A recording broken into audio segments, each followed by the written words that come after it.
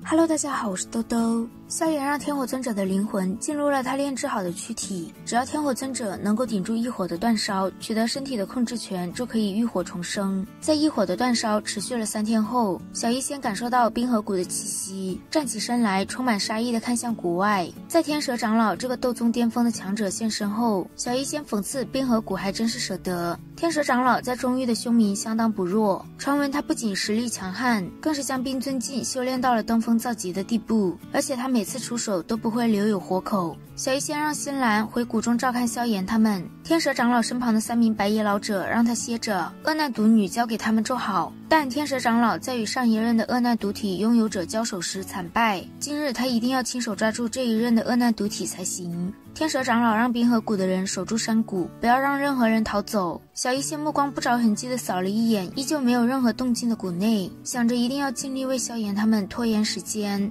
小医仙和他身旁的地妖魁冲着天蛇长老爆射而去，但天蛇长老毕竟是斗宗巅峰的实力，随手就震退了地妖魁，又一掌直接将小医仙打到吐血。天蛇长老说小医仙比起上一任恶难毒体差了不少，还让他乖乖跟他回冰河谷，不然不会有好下场。小医仙抹去嘴角的血迹，正准备解开恶难毒体的封印时，一道轻笑声从谷中传出。萧炎笑着说，洛神剑用来埋葬天蛇长老这个老骨头正好。半空中的天蛇长老收敛笑容，目光死死地盯着谷口的方向。当看到萧炎身后那名脸带笑容的老者后，天蛇长老阴沉的脸色缓缓凝固，不可置信地轻轻说出斗尊2字。简单的2个字，让在场众多冰河谷弟子形成的气势土崩瓦解。萧炎走上前将小医仙扶起，抓住他的手探测了一番后才放下心来。因为天火尊者彻底将灵魂融入了新的躯体中，这副原本是云山龙貌的躯体也变得与天火尊者灵魂完全相同，所以天蛇长老一眼就认出了天火尊者是当日杀害冰河谷的灵魂体。他客气地对着天火尊者抱拳，说他杀冰河谷长老的事冰河谷可以不追究，但萧炎几人他们却不能放过。他希望天火尊者看在冰河谷谷主的面子上不要插手，但天蛇的话还没有说完就被天火尊者打断了。对天火尊者来说，萧炎可是他的救命恩人，怎么可能因为冰河谷谷主就不管他了？天火尊者对萧炎说，交给我吧。萧炎微微点头，扶着小医仙后退了2步。天蛇见天火尊者执意动手，威胁他冰河谷可从未怕过谁。他见天火尊者根本就不搭理他，命令冰河谷众人结乾隆玄冥阵。一条足有100丈大的冰寒巨龙出现在天空上。冰寒巨龙一出现，天蛇以及所有冰河谷的人脸色都涌现一抹苍白。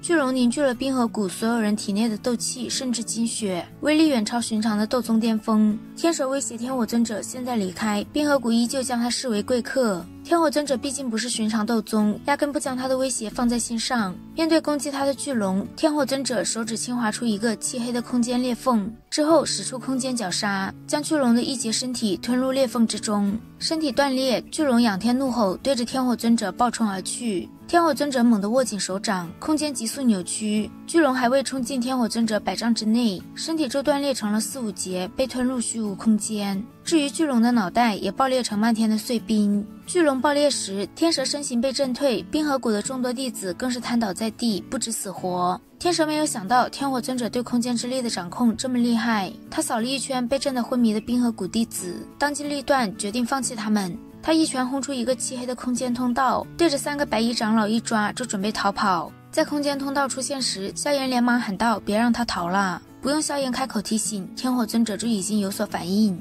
他手掌狠狠一握，空间通道便开始迅速崩溃。通道出现崩溃，天蛇一掌狠狠地拍在白衣长老后背上。斗宗强者的爆炸将天火尊者的无形之力堵住了一下，但很快就被天火尊者化解了。天蛇见1名斗宗强者的爆炸没有起到太大的作用，眼中凶芒一闪，手掌印在另外2位白衣长老后背，再度爆发了2股冰寒巨浪，终于将天火尊者干扰的无形之力崩裂。天蛇钻入空间通道中，阴森森的声音从通道传出，说今日之事绝对不算完，让萧炎等人等着冰河谷的追杀吧。天蛇的狠毒以及成功逃脱是天火尊者没有想到的，他很无奈地冲萧炎说，本来能毁掉空间通道，但天蛇那老家伙太狠了，直接将3名斗宗强者当炸弹扔了出来。萧炎说把他们吓退就好，他们现在还不能和冰河谷硬碰，得马上换个更加隐蔽的地方帮小医仙解决恶难毒体。等他能彻底控制恶难毒体后，2名斗尊即使是冰河谷想要动他们也要掂量一下。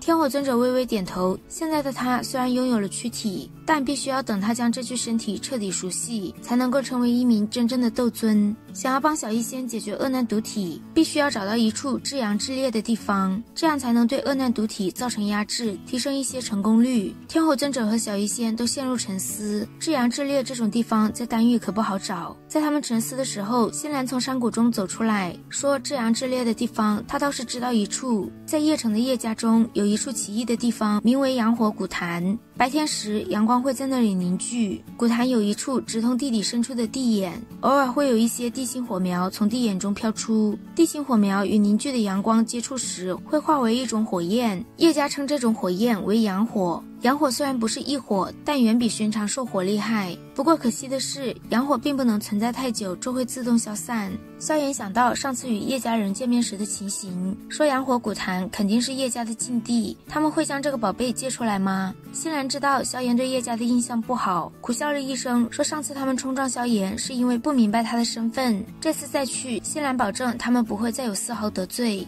如今的叶家越来越式微，若是再不寻求外力帮助的话，叶家迟早会被其他势力吞噬，而所谓的外助再没有比萧炎更合适的人选了。萧炎迟疑了一下，方才轻轻点头，说若是能帮小医仙解决掉恶难毒体的问题，叶家的难题萧炎看在新兰的份上也会尽量帮忙。萧炎的话让新兰脸颊浮现一抹惊喜，随即赶紧让他放心。萧炎几人在新兰的带领下再次回到邺城的叶家，此刻叶家的大厅中一片狼藉，叶家的人脸上布满铁青，在他们的对面是一群身着黑衣的人群，领头的2位黑衣老者实力达到了6星斗宗，这些人是黑火宗的人，在丹域中实力也不弱。黑火宗一直想要抢夺邺城，现在叶家越来越示威，他们的胆子也越来越大，直接上门说要收编叶家。黑衣老者放出一具具漆黑的棺材，说他们若是不从，便将这些棺材收下。门口的新兰见叶家遭此大难，向萧炎求助，只要萧炎能帮叶家，新兰说让他做什么都愿意。看到新兰眼圈泛红，萧炎说既然答应了你，自然会帮你。在黑火宗的人即将动手时，萧炎现身，让他们1分钟之内带着这些棺材滚出邺城，否则就留下吧。